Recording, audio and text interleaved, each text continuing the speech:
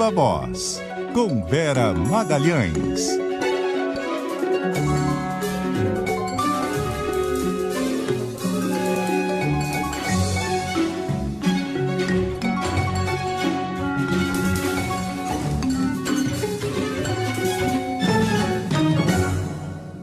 Vera Magalhães, Viva Voz, boa noite. Boa noite, tudo bem, Rodrigo? Tudo bem, Carol? Boa noite a todo mundo que nos ouve e nos assiste. Oi, Vera. Tudo jóia.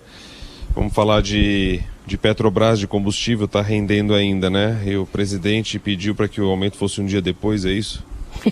O que não dá para entender, né, o Bocardi? Porque foi isso, que a Petrobras deveria ter esperado até segunda-feira para fazer o reajuste, como que a dizer que isso poderia ter sido mudado a partir da decisão do Senado e depois da Câmara de aprovar aqueles dois projetos que tratam da questão dos combustíveis. Mas uma coisa não tem nada a ver com a outra. Esse reajuste que foi dado é um reajuste que já estava sendo represado, ainda não foi feito na integralidade do que estava sendo represado, os projetos votados no Congresso não tem nada a ver com a política de repasse, de paridade com o preço internacional do petróleo. Um deles mexe no ICMS, que é uma tentativa de mitigar um pouco o peso dos reajustes, e o outro fala da formação de um fundo ou de uma conta de estabilização de preços, algo que vai ser feito aí paulatinamente, que a gente não sabe nem direito o jeito que vai ser feito. Então, a votação desses projetos não teria evitado o reajuste que veio. Bolsonaro só deixou claro ali que foi pego no contrapé, que não gostou do reajuste, e aí fez essa reclamação que não tem pé e nem cabeça, né? Aí agora ele voltou à carga, a gente falou disso ontem, né? Que ele tinha procurado se desvencilhar do assunto, dizer que não é ele que decide. Na live também foi mais ou menos nesse tom, mas na live já estava visivelmente mais contrariado com o reajuste. E agora, como voltou a crescer a pressão dos caminhoneiros por subsídios para o diesel, ele está mais desesperado ainda, tentando convencer a equipe econômica e a direção da Petrobras a aceitar algum percentual, algum grau de subsídio, porque aquela ideia, por exemplo, de congelamento total de futuros reajustes até o fim da guerra, essa é mais difícil de levar adiante. Essa tem uma oposição muito grande do mercado, do Banco Central e do próprio Ministério da Economia. Então, o que ele está querendo aprovar é algum programa de subsídio nas bases do que foi feito em 2018, justamente naquele momento em que os caminhoneiros estavam pressionando mais. Essa é a conversa hoje. Eu conversei ontem para fazer a coluna do Globo com interlocutores do ministro Paulo Guedes, e ele ainda estava tentando resistir, dizendo que, olha, não vai ter subsídio. Mas hoje Bolsonaro já deu a entender que se a guerra se prolongar, se a coisa não tiver uma saída rápida, e nada indica que vai haver uma saída rápida, ele vai sim fazer carga por algum tipo de subsídio. Então a gente pode ter anúncio de novas medidas mais alguns dias, porque o preço aumentou muito, já aumentou rápido na bomba. Isso já está tendo reflexo na projeção de inflação. A inflação já veio alta, né? Então são muitos os fatores a fazer com que o presidente insista e que vai ficar pegando pesado aí para ter esse reajuste. Para ter, aliás, o subsídio, desculpa. Os demais pré-candidatos à presidência também estão aproveitando para criticar o governo, claro, ou alguns trocando chumbo entre si, mas ninguém tem uma proposta muito clara também, né? O Lula e o Ciro Gomes, por exemplo, Carol, estão misturando alhos com bugalhos ao falar que esse reajuste e a alta dos preços sem controle ali da Petrobras teria, por exemplo, a ver com a venda da BR Distribuidora. Uma coisa não tem nada a ver com a outra. A política de paridade diante do preço internacional do petróleo não tem a ver com quem detém a possibilidade de fazer a distribuição do petróleo, não são coisas intercambiantes. Acontece que eles adotam esse discurso porque é um discurso que cola, né? Porque aquela coisa, o petróleo é nosso, nacionalismo, a Petrobras é uma empresa nacional e nós produzimos o petróleo aqui, então não precisava ter paridade, quando não é verdade. A gente sabe que a empresa é uma empresa de economia mista, ela tem acionistas, ela é listada em bolsa, ela tem uma série de regras e que a aproximam de outras petroleiras que praticam essa política da paridade. Então, não fazê-lo significaria submeter a empresa a sucessivas perdas aí do seu capital, do seu valor. Não é algo simples, não é algo que se decida fazer por decreto, por uma canetada. Então, a esquerda também tem dificuldade de entabular uma proposta que pare em pé para controlar ou para, pelo menos, reduzir esse impacto do preço dos combustíveis. É um problema não só do Brasil, mesmo nos Estados Unidos a gente tem visto aí nos últimos discursos do Biden menção ao peso que tem esse aumento sucessivo de preço nos combustíveis, mas não é algo simples de equacionar, simplesmente dando subsídio ou simplesmente dizendo, vamos cobrar um outro preço porque nós produzimos. O Brasil não é mais autossuficiente em petróleo, então não dá para adotar esse discurso, o petróleo é nosso a essa altura do campeonato. O lance está na riqueza, né, dos países, né, que consegue ter um colchão aí para conforto maior aí, pelo menos no período, amortecer, né, toda essa mudança. Agora, a sensação nossa aqui, exatamente pela falta desse colchão, é meio que de descontrole, né? Se não tem, tudo que está sendo colocado é algo muito, muito, muito pequeno pelo tamanho do problema. E exato, a gente já vinha mal, né, antes com a alta do dólar, então pegou na tempestade perfeita, né, Vera? Tempestade perfeita, a gente tem uma inflação que também está muito difícil de baixar, de chegar pelo menos no topo da meta, ela está descontrolada. Esse último dado de 10,54 foi acima do que era esperado. A projeção diante do peso que o combustível tem na composição final das taxas de inflação e do que ele carrega, por exemplo, para itens como alimentação, é que a gente vai chegar de novo a uma inflação fora do teto da meta, pelo segundo ano seguido, podendo chegar a 8,5% no ano eleitoral, e isso corrói qualquer popularidade de prefeito, governador, presidente, na hora que o cara não tem dinheiro para encher o tanque, muitas vezes não tem dinheiro para encher o tanque que ele usa para trabalhar. Tudo isso faz com que a indisposição com os políticos, de um modo geral, seja grande. E aí, essa pressão por uma solução milagrosa qualquer, mesmo que a conta chegue lá na frente, aumenta.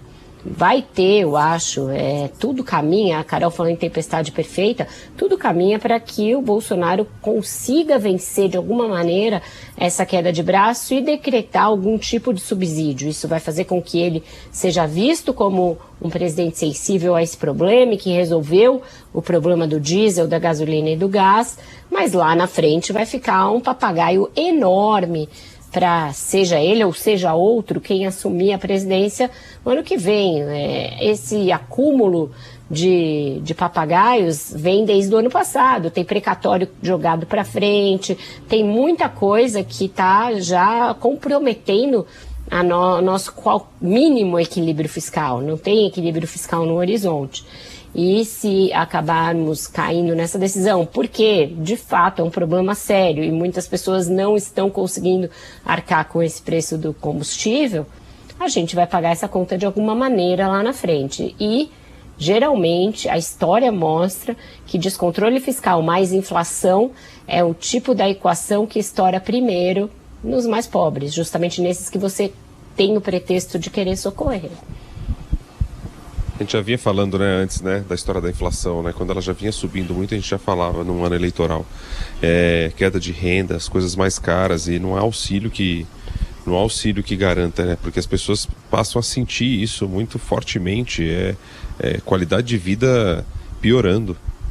Exato, a pressão dos caminhoneiros vem no sentido de obter mais um auxílio, né? Eles querem algum tipo de vale também para o diesel, como foi decretado da gasolina e do gás. Se começarem a ameaçar parar e fazer greve, olha o risco que isso traz, primeiro de desabastecimento e segundo de mais uma grande pressão sobre preço de alimento, preço de outras mercadorias. Então, a gente está realmente brincando de riscar fogo num paiol, né? Eles aprenderam em 2018 que esse tipo de pressão funciona, vira e mexe ameaçam fazer de novo e agora voltaram à carga. O ministro Tarcísio Gomes de Freitas fez um discurso ali, não corremos o risco, mas o governo na verdade está preocupado, nos bastidores está muito preocupado de ser alvo de uma greve ou de uma pressão maior por parte dos caminhoneiros. Vera, mudando de assunto, Aécio Neves foi absolvido pela Justiça Federal de São Paulo, aquele caso do suposto recebimento de propina do Joesley Batista, da JF, né, 2 milhões de reais, mas a Justiça Federal de São Paulo considerou essa acusação improcedente.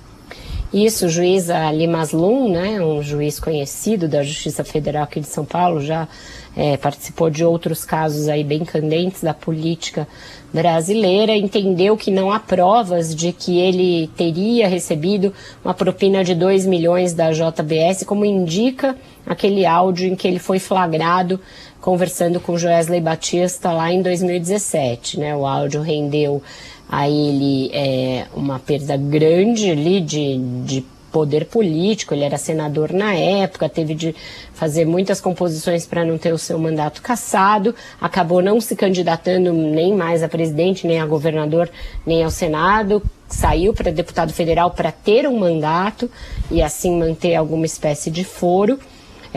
Perdeu muita da relevância que tinha, embora ainda atue muito nos bastidores e agora tenha conseguido, graças a um acordo com o Arthur Lira, ser presidente da Comissão de Relações Internacionais, ainda tenta influenciar os destinos do PSDB, mas o fato é que é uma sombra do que já foi. Alguém que chegou ao segundo turno em 2014 com uma forte possibilidade de vencer as eleições ficaram ali até o final, num olho mecânico entre ele e a Dilma Rousseff, depois chegou a liderar as articulações pelo impeachment, foi muito influente na montagem do governo Temer, indicando ministros, dando norte em várias linhas da política, até a política externa. Foi pilhado naquele áudio, que é um áudio vexaminoso para ele, porque ele aparece conversando com o Joesley Batista, um diálogo digno de gangster, que é o que aquele diálogo é.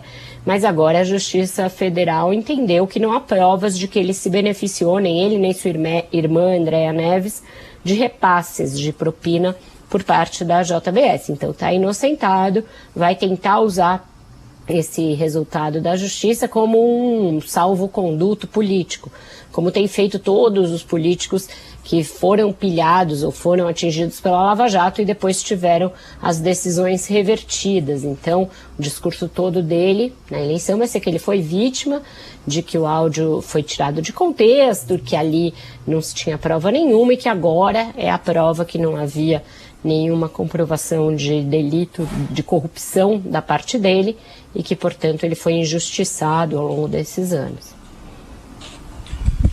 Qual é a música, Vera Magalhães? Sexta é dia de dar diquinha, né? Então hoje saiu um álbum de uma banda índia aqui de São Paulo que chama Terno Rei. O álbum é muito legal, chama Gêmeos. Essa música é o primeiro single, foi lançado ainda no finzinho do ano passado. E é um indie brasileiro com influência ali do rock dos anos 80 e 90. Também com muita influência de coisas internacionais do indie rock, tipo Britpop, indie rock mais atual. Um solzinho bem gostoso para uma sexta-feira. Nossa, da sexta-feira passada foi tão boa, mas tão boa, que peguei uma hora lá um dia, deitei num sofá e fiquei ouvindo mais alto mesmo, um negócio maravilhoso. Kainá, né? Caína, ela até fala no Twitter, ela ensina. Eu fui pesquisar para falar Caína. Vamos ouvir de hoje então. Caiu no mesmo lugar, não era essa intenção. Tarde demais pra voltar. Lembra de correr da chuva. Onde você vai estar? Onde você vai estar? Onde você vai estar no próximo fim de semana, Rodrigo Bocardi? Onde é esse lugar? Eu já estou nesse, eu estou olhando aqui.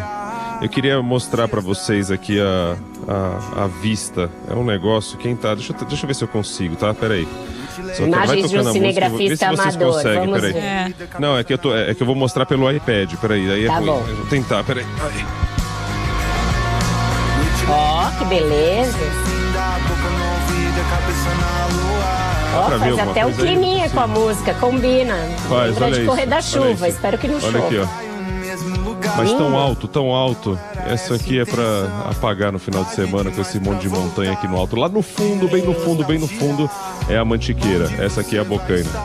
Delícia. Ai, que Aproveite lindo. que você merece descansar. Valeu, Boa vocês sexta também. e Obrigado, bom fim Vera. de semana a todos. Tchau, tchau. Beijo, Vera. Valeu. Isso viu quem estava no YouTube. Se você vem pro YouTube, tem a imagem. Da próxima vez apareça mais. Valeu, Vera Magalhães. Boa noite pra você, bom final de semana. Um beijo. Tchau, querido. Beijo.